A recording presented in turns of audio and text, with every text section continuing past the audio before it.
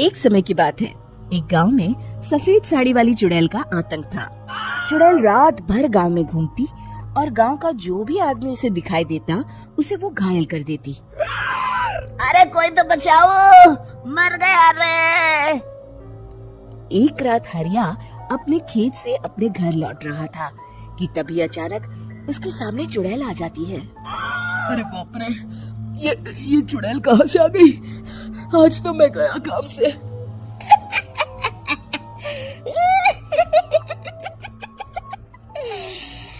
आज मुझे मेरा शिकार मिल गया।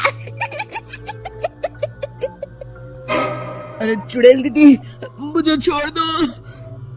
जैसे ही चुड़ैल हरिया की तरफ बढ़ती है, हरिया वहाँ से भाग जाता है और अपने घर के दरवाजे पे पहुँचता है। अरे भगवान, जल्दी से दरवाजा खोलो, मेरे पीछे चुड़ैल पड़ी है। हरिया की पत्नी जल्दी से दरवाजा खोल देती है। अरे आप इतना हाफ क्यों रहे हैं? अरे मेरे पीछे चुड़ैल पड़ी है, आज तो मैं बाल बाल बच गया। जल्दी से सभी दरवाजे और सभी खिड़कियों को बंद करके बत्ती बुझा दो। तभी चुड़ैल हरिया के घर के पास पहुंच जाती है। अरे वो आदमी कहाँ गायब हो गया? मैं भी देखती हूँ आखिर कब तक बचेगा। मैं अपने शिकार को इतनी आसानी से नहीं छोड़ती। इतना कहकर चुड़ैल वहाँ से चली जाती है। वहीं दूसरी तरफ हरिया और उसकी पत्नी दोनों अपने घर की खिड़की से ये सब देख रहे होते हैं। अरे बाप रे, ये तो बड़ी डरावनी चुड़ैल थी। अगले दिन ये बात आग की तरह पूरे गांव में फैल जाती है और धीरे धीरे लोग चुड़ैल के डर के मारे शाम होते ही अपने घरों से बाहर निकलना बंद कर देते हैं। कुछ दिनों के बाद भाई मैंने तो इस चुड़ैल के डर के मारे रात को अपने खेतों को पानी देना बंद कर दिया है। कहीं मेरी फसल सूख गई तो मैं तो कहीं का नहीं रहूंगा। साहूकार का कर्जा कैसे चुकाऊंगा? अरे भाई, पूरे गांव वालों का यही हाल है। पता नहीं ये चुड़ैल हमारे गांव में कहां से आ गई। फिर एक दिन गांव के पास वाली नदी के किनारे एक बहुत बड़े तांत्रिक के आने की बात कुछ गांव वालों को पता चलती है। वो लोग जाके ये बात गांव के मुखिया को बताते हैं। मुखिया जी, नदी के किनारे एक बहुत ही पहुंचे हुए तांत्रिक बाबा आए हैं, हमें उनसे मदद मांगनी चाहिए। मैंने सुना है वो बड़े बड़े भूतों और चुड़ैलों को अपने वश में कर लेते हैं। मुखिया जी सभी गांव वालों को लेकर उस तांत्रिक के पास पहुंच जाते हैं। ओम फट स्वाहा, ओम फट स्वाहा। तभी तांत्रिक अपनी बंद आंखों को खोलकर कहता है, क्या बात है, तुम सब लोग यहाँ क्यों आए हो? मुखिया जी उस तांत्रिक को सारी बात बता देते हैं। अच्छा, तो ये बात है। और तांत्रिक अपनी आंखों को बंद कर लेता है। मैं देख रहा हूँ तुम्हारे पूर्वजों ने बहुत पाप किए थे, जिससे ये गांव अब श्रापित हो चुका है। उसी के फल स्वरूप तुम्हारे गांव में चुड़ैल आई है। ये चुड़ैल बहुत खतरनाक है, ये किसी को नहीं छोड़ेगी। हे भगवान, मर गए रे, अब क्या होगा? तभी गांव के मुखिया जी कहते हैं, बाबा इस चुड़ैल से हम सबको बचा लीजिए, कोई तो उपाय होगा। इसका सिर्फ एक ही उपाय है, सभी गांव वालों को बारी बारी हर दिन अपनी आधी फसल उस पहाड़ी के ऊपर बनी काली गुफा में छोड़ के आनी होगी।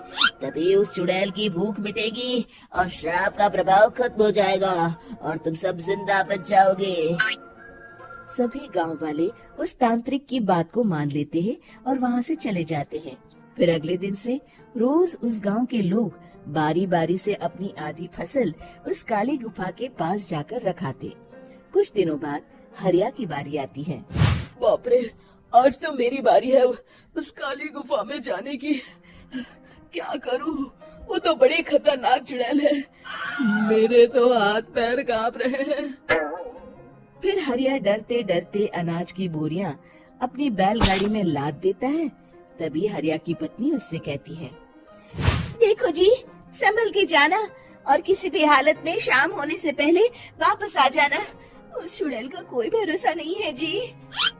हरिया बैलगाड़ी में बैठते हुए कहता है, भगवान, मैं क्या वापस आऊंगा? लगता है अब तो मेरी खबर ही आएगी। इतना कहकर हरिया वहाँ से चला जाता है। रास्ते में जंगल से गुजरते हुए हरिया की बैलगाड़ी का एक चक्का बड़े गड्ढे में फंस जाता है। हे भगवान, अब ये क्या मुसीबत है?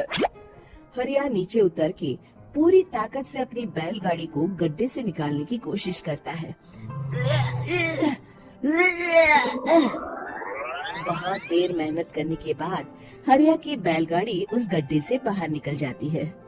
हे भगवान, अब तो शाम होने वाली है। आज तो मैं गया काम से। जैसे तैसे हरिया काली गुफा में पहुंच जाता है। अरे मर गया रे, यहाँ तो चारों तरफ डरावना माहौल है। मैंने यहाँ आने में बहुत देर कर दी, कहीं चुड़ैल नाराज ना हो जाए। हरिया अनाज की बोरियां वहाँ रख के जैसे ही जाने लगता है, तभी उसे किसी के आने की आवाज सुनाई देती है। हरिया एक कोने में छुपकर अंदर देखने लगता है। चुड़ैल वहाँ आती है और फिर अपने चेहरे से नकली चुड़ैल का मुखौटा निकाल देती है। हरिया ये देख के हक्का बक्का रह जाता है। तभी चुड़ैल कहती है, भैया यहाँ है ना, आज तो बहुत अनाज आया है। इसे मिलाकर अब हमारे पास ढेर सारा अनाज जमा हो गया है। कल ही हम इसे शहर में बेच आएंगे और माला माल हो जाएंगे। तभी अंदर से नदी के किनारे वाला तांत्रिक बाहर आता है। अरे ये तो तांत्रिक बाबा है। हाँ, अब तो हम दोनों की जिंदगी मजे में कटेगी। गांव वालों को बेवकूफ बनाना इतना भी मुश्किल नहीं था। लोग तो तुम्हें सच में असली चुड़ैल समझते हैं।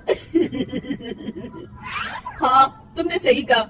अब ये गांव वाले चुड़ैल के डर से जिंदगी भर इस काली गुफा में अनाज पहुंचाते रहेंगे। अच्छा, तो ये बात है। ये दोनों पूरे गांव वालों को बेवकूफ बना रहे हैं। अभी जाकर सबको बताता हूँ। हरिया उन दोनों की पूरी बातें सुन लेता है और जल्दी से वापस गांव में आता है। गांव वालों को पूरी बात बता देता है। इससे पहले वो दोनों हमारा अनाज लेकर शहर जाए, हमें उन दोनों को पकड़ना होगा। उधर दूसरी तरफ नकली तांत्रिक और नकली चुड़ैल बनी औरत एक बड़ी गाड़ी में सारा अनाज लाद के वहाँ से निकलने की तैयारी कर रहे होते हैं। जल्दी करो, इससे पहले हमें कोई देख ले। हमें यहाँ से निकलना होगा। और तभी वो दोनों देखते हैं कि सामने से सभी गांव वाले अपने अपने हाथों में मशाल लेके आ रहे हैं। दोनों बुरी तरह डर जाते हैं। रुक जाओ, तुम दोनों का भांडा फूट चुका है। अरे मर गए रे, ये गांव वाले कहाँ से आ गए? तुमने क्या सोचा इतनी आसानी से यहाँ से निकल जाओगे? ये अनाज हमने अपने खून पसीने से दिन रात खेतों में मेहनत करके उगाया है। दोनों मुखिया जी के पैरों में गिर जाते हैं। हमें माफ कर दीजिए, हम दोनों एक नंबर के कामचोर हैं। बिना मेहनत किए पैसे कमाना चाहते थे। हाँ, अब हम आगे से मेहनत मजदूरी करके पैसे कमाएंगे। हमें कुछ मत करना, हमें छोड़ दीजिए। इतना कहके दोनों गांव छोड़ के भाग जाते हैं और सभी गांव वाले फिर से खुशी खुशी रहने लगते हैं। शिक्षा, तभी तो कहते हैं कि किसी भी समस्या का समाधान केवल सूझबूझ से ही करना चाहिए और कभी हिम्मत नहीं हारनी चाहिए। दोस्तों, हमें उम्मीद है कि आपको हमारी ये कहानी पसंद आई होगी। कृपया हमारे चैनल को सब्सक्राइब करें और सभी अपडेट्स के लिए बेल आइकन जरूर दबाएं। और हाँ, वीडियो लाइक और शेयर करना मत भूलिएगा। Bye bye.